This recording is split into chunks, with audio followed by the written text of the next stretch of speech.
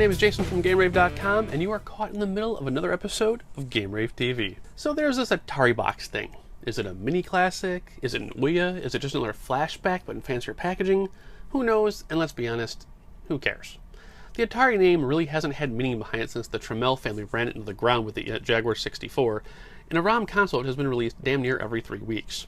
It's also not the first time the Atari brand has tried its hand at doing something updated and cool, which brings us to today's episode, the subset collecting of Atari reboots on the original PlayStation.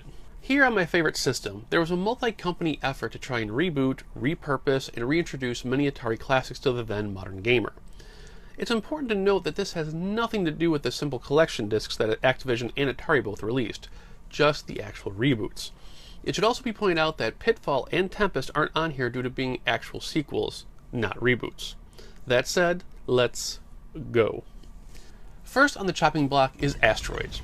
You're given the choice of 3 different ship types, and once in-game will have an abundance of different asteroid sizes and types to deal with, along with the all-new power-ups and of course UFO enemies. Of the reboots, Asteroid is one of the few that feels more of like an extension to the original rather than being completely different or worse, just a retreat. This is also easily obtainable for the pleasantly cheap $5 average price. If you're looking to snag this entire subset, this is probably the best place to start. Breakout, while not one of my personal favorites from the 2600, was always one of the games you went to if you were looking for a quick challenge. Here on the PlayStation, the game is practically unrecognizable. First, they gave the pedals lives and personalities. Like retexturing Resident Evil 2's Tofu, our pedals now hop, bounce, emote, and live out their daily lives. The evil Batnix kidnaps all of them and your lovely pink block girlfriend. The game becomes a rescue the princess affair as you begin the game literally breaking the blocks of your new prison cell. From there, you take on enemy characters in full 3D structures. The game shines in this area, as you can create chain reactions both vertically and horizontally. Sadly, the camera angle is really the only culprit in the game, as it can play havoc on judging the perspective on the ball's approach vector. If you're looking for a different perspective on life, this one can be snagged for about $10.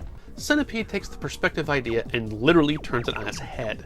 Essentially becoming the bug killer form of Smash TV, you now have a 360-degree playfield to take on the giant centipedes and their little spider bastard friends. As you're taking them down, you now also have to worry about rescuing the villagers and not damaging their property for bonus points.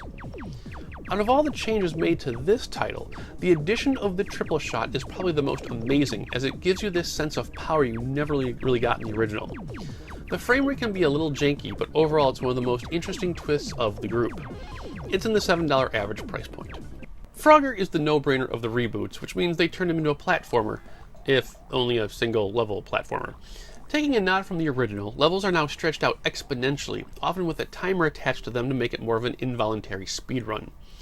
While the levels are well thought out, the camera is just too damn close to the playfield. Too many stage hazards, like the bees, just show up right in your face as you're trying to sort out the level layout, causing unnecessary deaths. If you're looking for a challenge to start your subset, begin here and bring about $7 to snag it. Even better, if you're a new game collector, you can find sealed ones of this for just $20. Galaga is the spiritual successor of Reboots, trading in its single-screen heritage for a shot at the Philosoma title. Besides the classic vertical mode, the game also throws a Star Fox-like perspective and a side-scrolling shooter profile at you. Like the other reboots, they also introduce new weapons, new strategies, and more enemies to play with. It's got good controls, a little sloppy on the behind-the-ship view, but overall it's one of the better games in the sets, and let's be honest, I will take any sequel to Philosoma I can get, real or fake. Thankfully, it's another one of the cheap games only commanding a $7 price tag. Skip the caramel macchiato for a day and you can add another game to your collection. One of my absolute favorite games on the 2600 was Missile Command. I love the whole falling missile effect, the stopping multiple missiles with a single explosion, that haunting epileptic seizure effect if you lost the game. In 1999's version, Classic Mode is a simple 3D reskin of the classic, but the Ultimate Mode brings a nifty, if frustrating twist.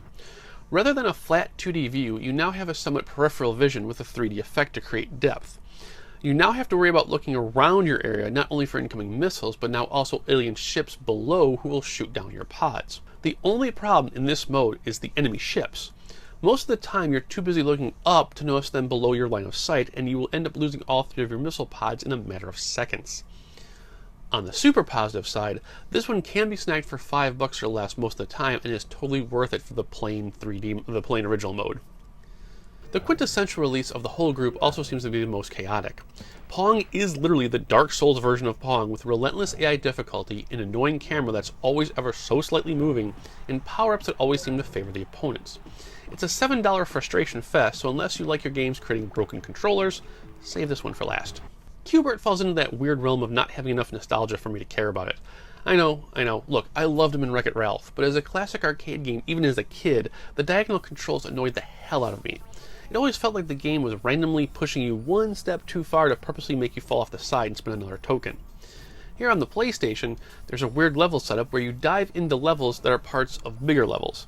The problem being there aren't any real continues. If you die on the last wave of the area, you have to redo all the waves over again. After falling off the side unintentionally on my last life for the 5th time, I didn't feel like restarting. Your hops may vary, however, which means you can snag it for the typical $7. Last on the list is the Gil Space Invaders disc. This one plays close to the hip with the old school gameplay and updated graphics. The only real changes are boss fights and weapon power-ups. While the plain Jane of the group, I found myself liking it for the simplicity. Nothing feels forced or overproduced on it. My only complaint is that they removed the most amazing feature from the original, the single solitary march of the invaders. That single stupid noise, speeding up ever so slowly as they currently march further and further down the screen, struck more fear into me as a gamer than anything you visually could provide. Gleefully, you can add this one to the $5 average price point, proving that none of these will ever break the bank. At the end of it all, you have an affordable subset that's got some interesting takes on video game cultural icons. With tax, you're looking at about $70 for a 9-game subset. It's an excellent starting point for those looking to go for a full set run, or those looking for a nostalgia trip with a dash of slightly better looking graphics. That's all the time I have for this week. Join me next week on Pawsmo when we're doing some more non-PlayStation fun. Like, subscribe, comment below, and as always, play, laugh, and love. I'll see you then.